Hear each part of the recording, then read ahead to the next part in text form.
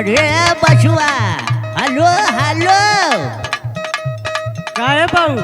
अरे आई तो नहरिया तो पगला आ गई बा। पूरा गांव में इज्जतिया का दही बना दिल। कुल चाटत हो पियत हो रे। अरे बाबू ना जन भाई फैशन हो गल आजकल को चला तोरे बस के ना आई कुल तू मत देख के लिए कुल फैशन का ऐसे फैशन में आग लगो रे। अरे अरे ना मन भी रे ऐसे बनाई भी। हे बुढ़ऊ, अरे तू का हो गई? तू काहे हमारे मर्दा के चढ़ावेला हो? मर्दा हमार लइका न रे तोर न मरद ह। भले तोहर लइका रहले, अब हमार भतार है। अरे भतार है तो कुछ करवाई भी का? ए सुना, बुढ़ऊ ज्यादा बोला मत। हाँ गलत नहीं बोला है। चल बोला गे। हाँ तो बोला मत। मैं हरिया तोर बनावे रील भइल बा गांव भर में शोर।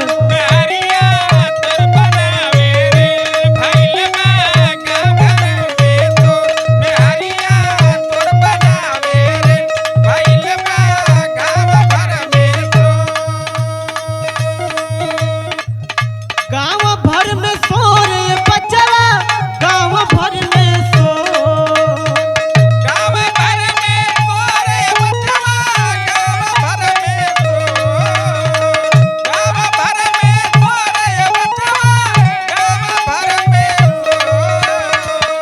गांव भर में शोर ये बचवा गांव भर में शोर करैले फेसबुक पे ढील में हरिया तोहर बनावे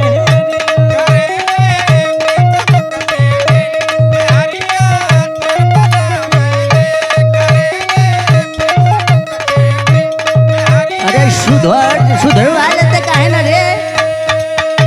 बाबू आजकल का जमाना हो गया रहता बनावे दा वही का बनावे तो कहाँ कमाई लगो कुछ तो खा दे जाओ वही का। ना कमात हुए तो मतलब का हो जा गल हुए खाली कुलहू का चाट अपन पेट की आवे गल हुए। अरे बाबू वही के लिया का तो हम जा कमात खाती जा वही का पैसा का खाती जा ओके मत बोला बनावे दा। जल इज्जत बेच के कमा सुन का करे के है का तू? ए बुढ़ऊ ए, तू ना मनबा? ना मानब एकदम ना मानब। सुना बुढ़ऊ सुना। सुनाऊ ए बुढ़ऊ काहे जरेला, शिकायत लइका से करेला। एकदम तू बुढ़ऊ हमारी जरी लग गल बा। तो जड़ी ना लगल तो का पजरी लगी।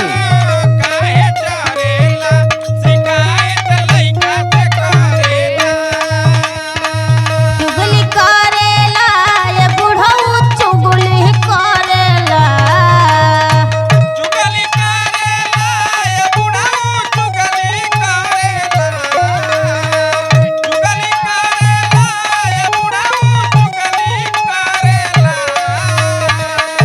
ता ट्रेंडिंग वीडियो धरेला, शिकायत लइका से करेला। जानत हवा ना बुढ़ऊ? अरे तो जानत ना रही तब न बतावत है बहुत जान गल तोरे बारे में। ए समय हमार वीडियो वायरल हो गइल है। हाँ तो खोल के देखत हुआ।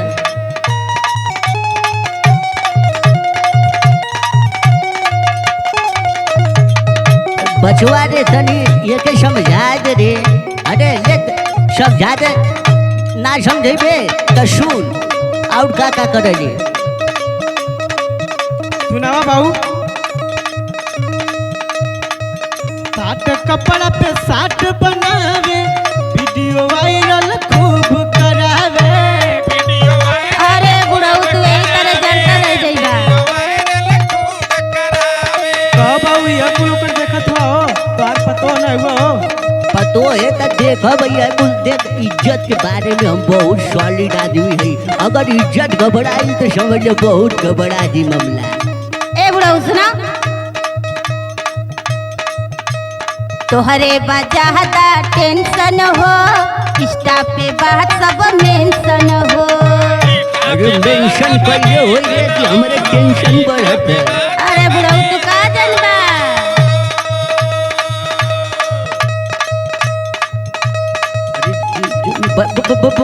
सुन रे। अरे अरे लाइक भाई सुन तो ही का हो बहू का कथुआ एका समझा दे नहीं तो देख बहुत गड़बड़ी हो जाई।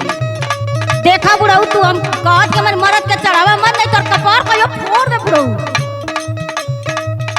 मैं हर तोर रील बनावे ले रे बचवा रील बनावे ले। अरे अरे हां त बनैबे कर।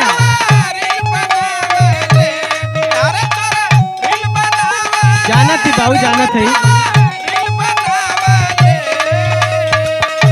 मैं हर तोर रील बनावे ले रे बचवा रील बनावे ले करैले इज्जत सारा गिल मैं हरिया तोर बनावे रील। अरे बाबू जानत ही बाबू लेकिन मजबूरी है बाबू हमरो। तू खाली अपने बबुए के सुनवा ना। अच्छा अच्छा हाँ, हमारा सुन तो ना सुना लगा।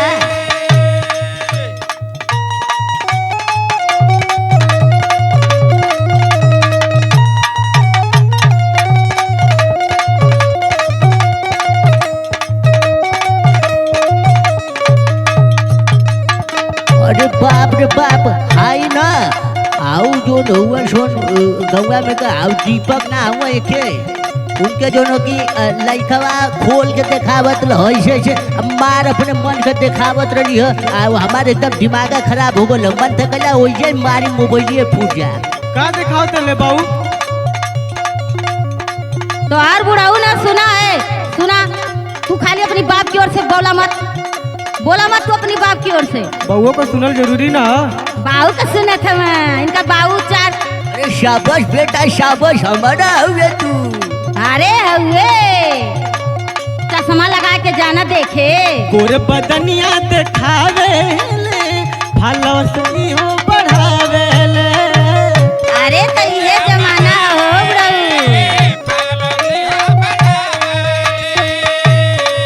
छोट छोट कपड़ा पहन के बनाई बाबू तब ना फालो से बढ़िया सोनेटर।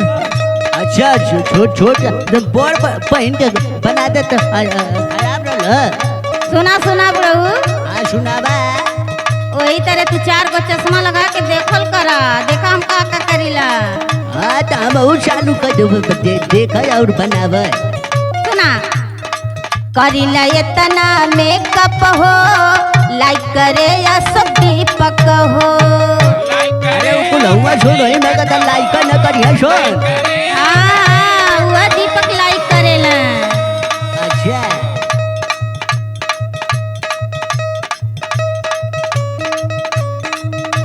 अरे सुन रे बचुआ माँ खराब हमारा का हो बाबू का कहतुआ मैं हर तोर रील बनावे ले रे बचवा रील बनावे ले। वही तरह बुढ़ऊ तोर छाती फट जाई यही तरह हम बनाए।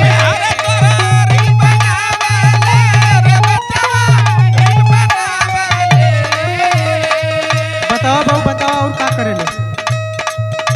मैं हर तोर रील बनावे ले रे बचवा रील बनावे ले रहे ले 4 जना से मिल मैं हरिया तोर बनावे रील। आई हो दादा आई बुढ़ावा ये कुल देखेला हो मैया।